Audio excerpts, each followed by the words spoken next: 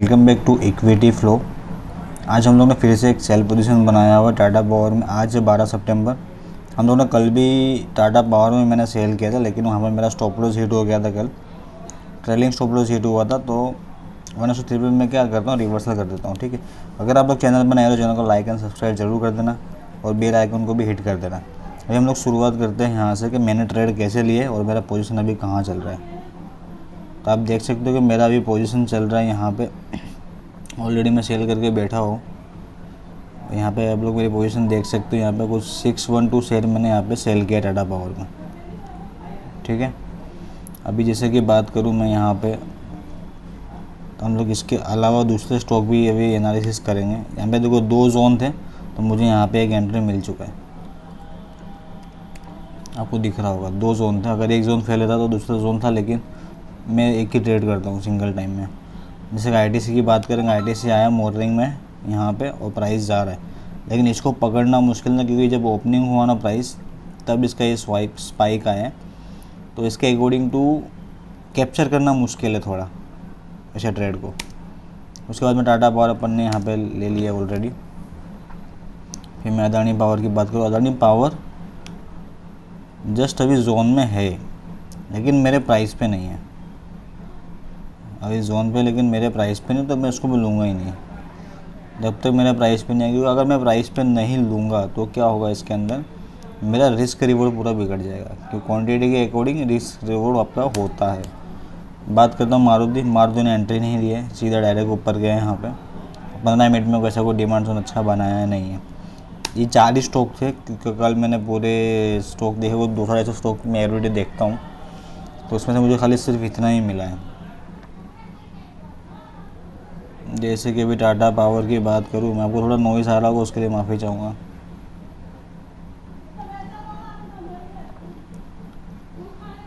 आगे आमा जोआ जी देखने जाएंगे अपने, तो यहाँ पे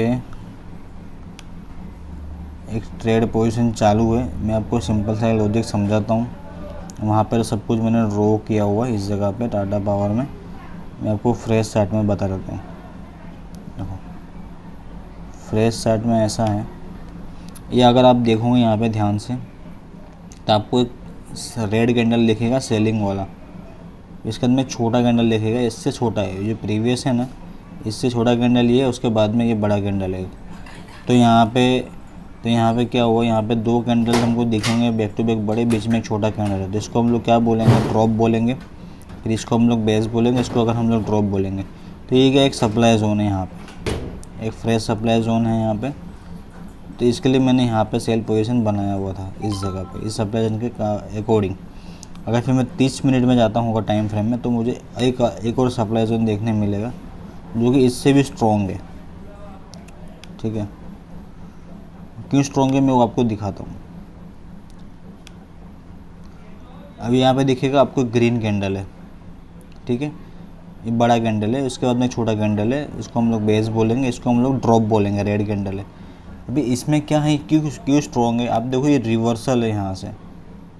ठीक है, एक ये डिमांड जोन था यहाँ पे, ये डिमांड जोन भी था यहाँ पे एक रैली आया, बेस आया, फिर ड्रॉप हुआ, एक सप्लाई जोन हुआ, रिवर्सल बनाया, फिर इसने कंटिन्यूशन किया है रेड कैंडल के साथ में।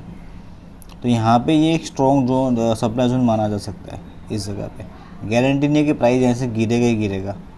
ठीक है, एक सप्लाई जोन माना जा सकता है कि स्ट्रॉन्ग है, फॉलो थ्रू है, तो एक स्ट्रॉन्ग यहाँ पे सेलिंग बन सकता है। सेलिंग होगा ये ज़रूरी नहीं है, बन सकता है। लेकिन अपने फैक्ट पे बात करेंगे, कुछ भी ऐसा नहीं बोलेंगे कि हाँ कि ये चीज़ हो ही जाएगा, वैसा नहीं है।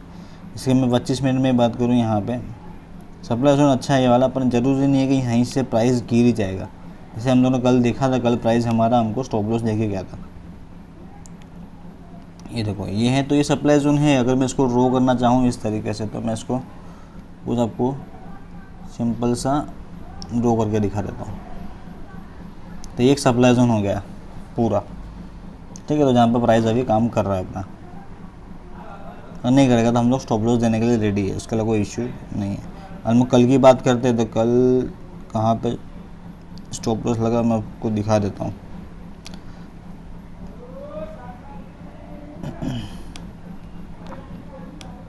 देखो कल था यहाँ पे 30 मिनट में drop, single base and drop. तो प्राइस मैं आपको ड्रॉ करके दिखा देता हूँ कल का भी। तो यहाँ पे था प्राइस आया, ग्रीन कैंडल बनाया, स्टॉप लॉस मेरा थोड़ा ऊपर रहता है ऑलरेडी। स्टॉप लॉस इस टाइम पे मेरा हिट ही नहीं हुआ, फिर प्राइस नीचे आया। फिर मैंने क्या किया, यहाँ पे मेरा 1:3 ऑलरेडी टारगेट आ चुका था, ठीक है। तो मैंने कोस्ट टू केस ना लगाने की गलती की है कल, तो मैंने थोड़ा सा डाउन किया स्टॉप लॉस को इसके हाई पे, और यहाँ पे देखो इसके बाद में इस कैंडल, ये जो कैंडल है इसने मेरे यहाँ पे स्टॉप लॉस कल उड़ा दिया। तो फिर अपने को स्टॉप लॉस यहाँ पे लॉस देना पड़ा। और यहाँ पे अगर आज का जो रेट है इसमें 1:3 अगर आएगा मेरा, तो डेफिनेटली इसको मैं कोस्ट टू कोस्ट ला के छोड़ दूँगा। अगर रिवर्स होगा तो फिर उतना कोई ख़ास लॉस नहीं होगा, लेकिन ब्रोकरेज और टैक्सेस भरने का आएगा।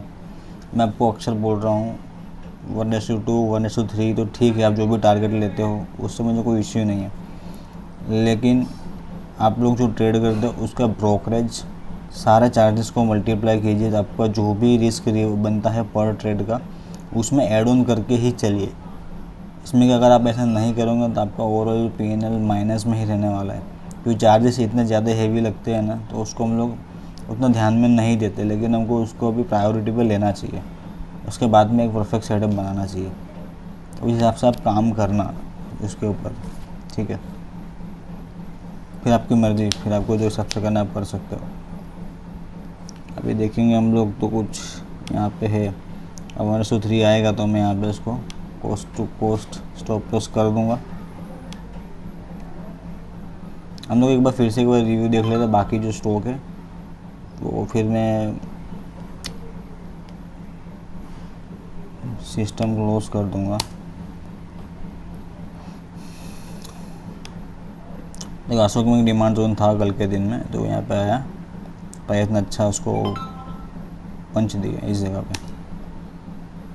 SBI कार्ड यहाँ पे ले सकते थे, लेकिन टेस्टेड है, इसमें कुछ खास नहीं है। टाटा स्टील में देखेंगे, अच्छा टाटा स्टील में सेलिंग था, लेकिन बनाया नहीं कुछ अभी इसने फ्रेश। मुथूट फाइनेंस में भी कुछ इतना खास नहीं है। रिलायंस की बात करें, रिलायंस सप्लाई जोन में तो बाय नहीं कर सकते, इधर भी नहीं कर सकते।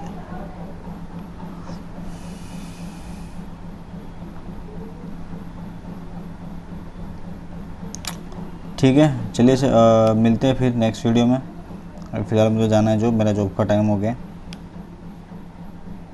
तभी पूरा मैंने स्टॉप लॉस टारगेट लगा के रखा है, तब मुझे देखना नहीं है, सिर्फ जब नोटिफिकेशन आएगा तभी मुझे एग्जिट करने सारे पोजीशन। सपोज का टारगेट आ गया तो फिर स्टॉप लॉस को ट्रेल करूँगा सिर्फ, और क्वांटिटी कम करूँगा, हाफ क्वांटिटी बुक होगा ऐसे ही। फिर फोर्थ आएगा तो फिर स्टॉप लॉस कैंसिल करना पड़ेगा। अगर स्टॉप लॉस लगेगा तो जो टारगेट ऑर्डर लगा के रखे उसको कैंसिल करना है, बस सिर्फ इतना ही काम है।